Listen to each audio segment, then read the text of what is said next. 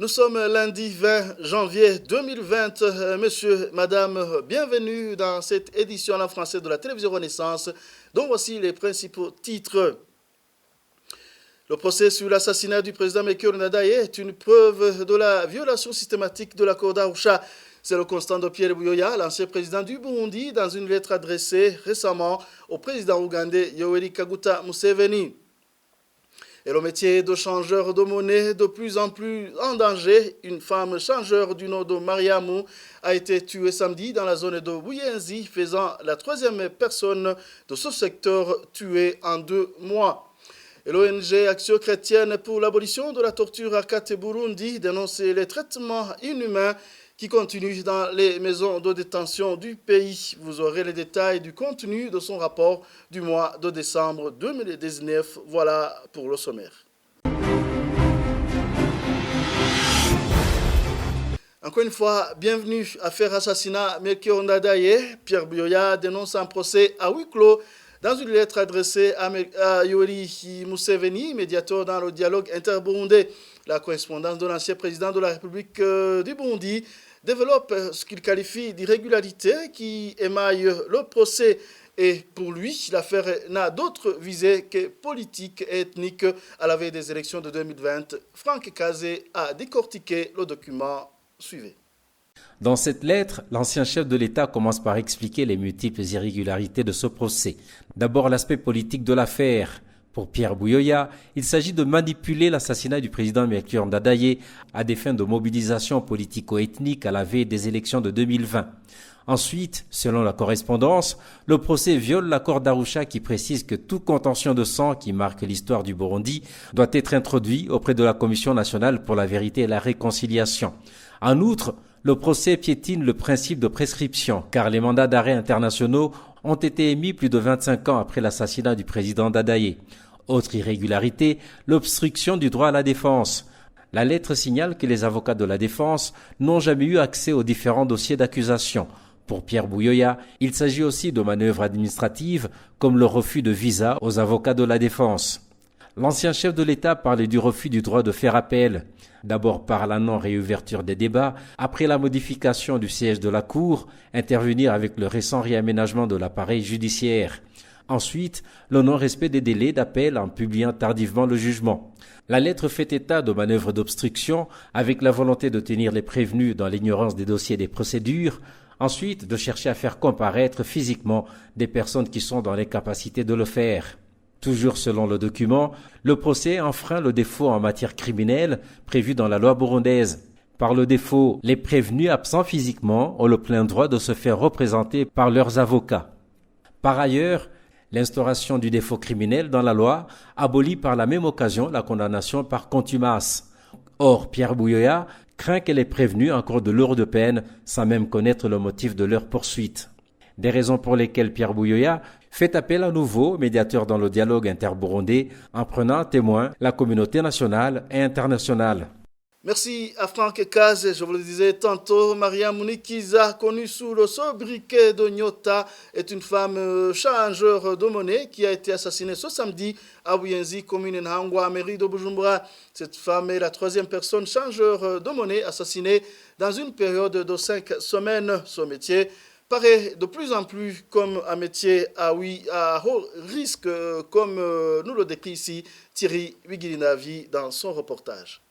Mariam Nikiza, connue sous le sobriquet d'Onyota, était cambiste. Elle avait une boutique en commune Nahangwa, zone Buyenzi, 13e avenue numéro 10. Elle aidait aussi ceux qui transféraient et recevaient de l'argent via le système M-Pesa. Ce samedi 18 janvier à 21h, Nyota était rentrée de son travail. Arrivée à son domicile, 6 à Buyenzi, 14e avenue numéro 44, elle s'est heurtée sur une bande de criminels qui l'attendaient sans qu'elle le sache. Ces criminels ont tiré sur Nikiza Mariam et ils ont emporté tout ce qu'elle avait sur elle avant de prendre le large. Nyota a été vite conduite à l'hôpital. Malheureusement, sa vie n'a pas pu être sauvée. Cette femme est la troisième personne cambiste assassinée dans ces 5 dernières semaines. La première victime de cette chasse à l'homme qui vise l'échangeur de monnaie à Berry de Bujumbura a été un certain Onésime Nhiranyuragira, assassiné le 10 décembre l'année dernière. Les assassins ont jeté son corps dans la zone Buterere. La deuxième victime fut un certain Jérémy Ngendakuriyo. Le 5 janvier de ce mois, ses bourreaux l'ont appelé au téléphone pour lui proposer à marchand de changer 4000 dollars américains en monnaie locale. Jérémy a répondu à ce rendez-vous et les soi-disant clients l'ont tué après l'avoir dépouillé une somme de 13 millions de francs burundais que Jérémy avait amené pour acheter les 4000 dollars américains. D'aucuns se demandent si c'est une coïncidence ou pas,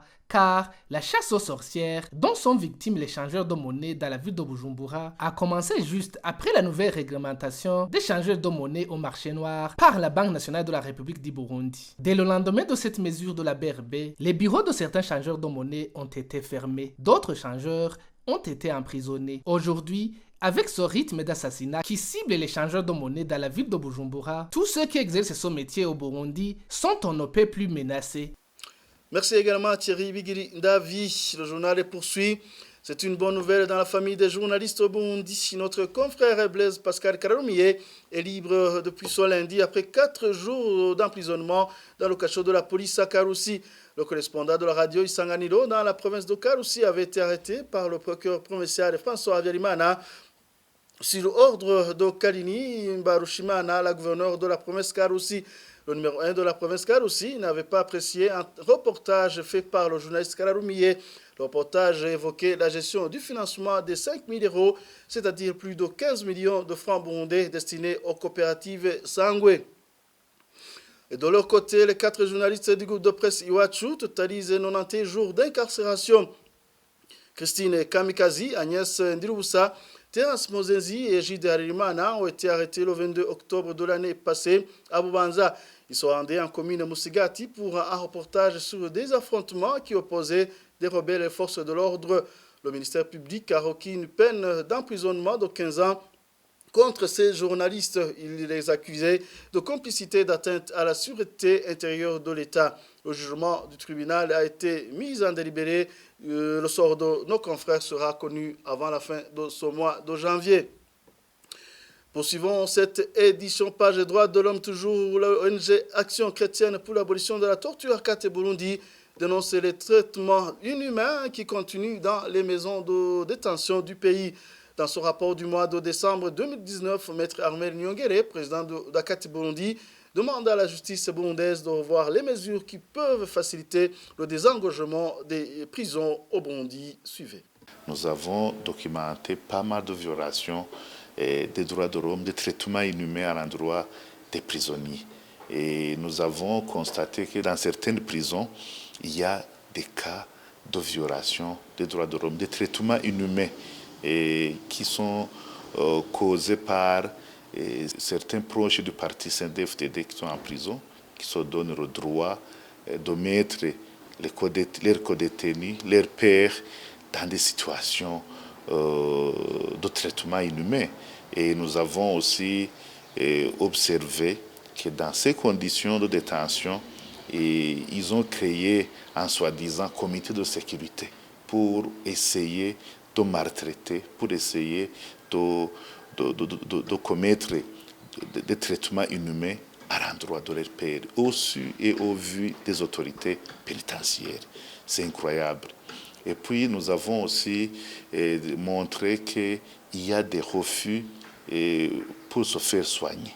Il y a des détenus qui demandent d'aller se faire soigner, mais qui ne sont pas autorisés parce qu'ils sont dans des catégories des prisonniers qui ne sont pas du parti CNDD-FDD. Et nous avons aussi observé pas mal de cas de décès liés à ce manque, à ce refus d'aller se faire soigner. Donc, nous avons aussi observé qu'il y a des prisonniers qui ont purgé leur peine, mais qui restent encore en prison. Alors que la loi dit que le prisonnier qui a purgé les peines devrait être immédiatement libéré, nonobstant la peine, à moins qu'il soit poursuivi par une autre cause. Ça, c'est l'article 262 du Code de procédure pénale. Autre chose, nous avons aussi observé une petite évolution par rapport au traitement des prisonniers dans la prison d'Ormongi. Et puis, nous avons aussi vu qu'il y a une surpopulation carcérale dans ces prisons que nous avons fait enquête. Il y a ces populations carcérales et le nombre de détenus dépasse largement la capacité d'accueil des prisons. Donc nous demandons à la justice burundaise de voir comment empêcher à ce qu'il y ait une surpopulation carcérale dans les prisons. Politique à présent, un parti politique ne peut pas être fortifié grâce aux anciens membres, mais plutôt les nouveaux militants qui viennent y adhérer. Ce sont les propos de Jacques Bigirimana, président du parti FNL. Il a déclaré samedi au cours des activités d'adhésion pour les nouveaux militants. Jacques Bigirimana précise également que le comité exécutif proclamera le candidat aux élections présidentielles en date du 2 février cette année. Suivez.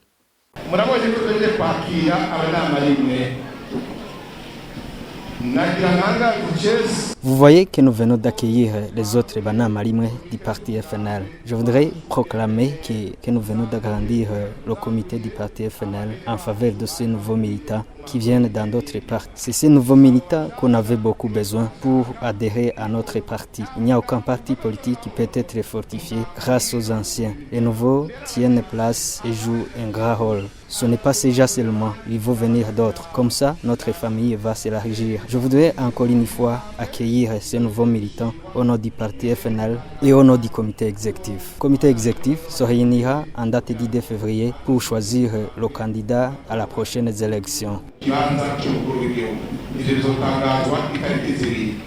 Page commerce à présent, le ministre du Commerce, de l'Industrie et du Tourisme a présenté samedi le bilan des réalisations pour l'année 2019.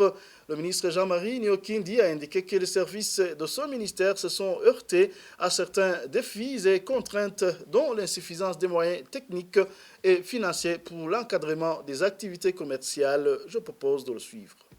Les services du ministère du Commerce, de l'Industrie et du Tourisme se sont heurtés à certains défis et contraintes dans la réalisation du plan d'action annuel 2019-2020, dont les plus importants sont l'insuffisance des moyens pour l'encadrement des activités commerciales, industrielles, artisanales et touristiques sur terrain. Le manque d'infrastructures appropriées, laboratoires et équipements, et insuffisance du personnel qualifié pour le Bureau burundais de normalisation et contrôle de la qualité BBN. Pour le deuxième semestre de l'exercice 2019-2020, le ministère du Commerce, de l'Industrie et du Tourisme se focalisera principalement sur les actions suivantes. Poursuivre l'activité de surveillance du marché et du suivi de l'activité économique pour protéger le consommateur et veiller au maintien d'une bonne éthique dans les affaires par une concurrence saine et loyale. Élaborer la stratégie nationale et plan d'action de mise en œuvre de la politique nationale d'industrialisation. Actualisation des tarifs de protection de la propriété industrielle. Renforcer la capacité opérationnelle des laboratoires d'analyse pour certifier tous les produits en cours de fabrication au Burundi en vue de favoriser leur exportation et de faire entrer les devises dans le trésor public. Améliorer les infrastructures du BBN pour accélérer l'accréditation des laboratoires du BBN, ce qui va augmenter la confiance des pays d'exportation envers nos produits fabriqués par les usines burundaises. Et avant de clore cette édition, passons à côté de chez nous, au Rwanda, où l'ancien porte-parole du groupe armé du mouvement FNL, Herman Nsengiyumva, a été capturé mercredi de la semaine dernière. Umuhoza Marie-Michel, porte-parole du bureau de recherche criminelle au Rwanda, a indiqué que maintenant Herman est entre les mains du RIB. Umuhoza Marie-Michel interpelle tous les Rwandais à bâtir leur pays au lieu de prêter l'oreille à ceux qui veulent le détruire. Suivez-la.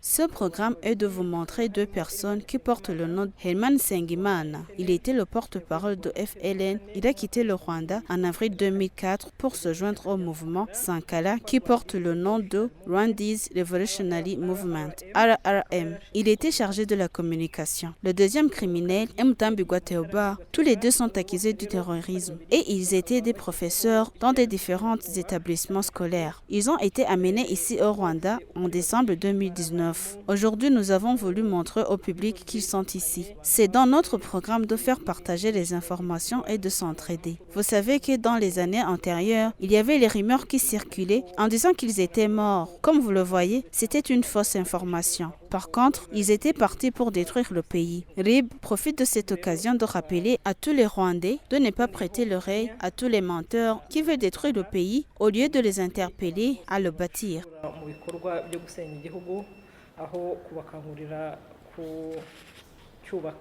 Et voilà, c'est cet élément qui met un point final à cette édition. Merci pour votre attention. À la prochaine.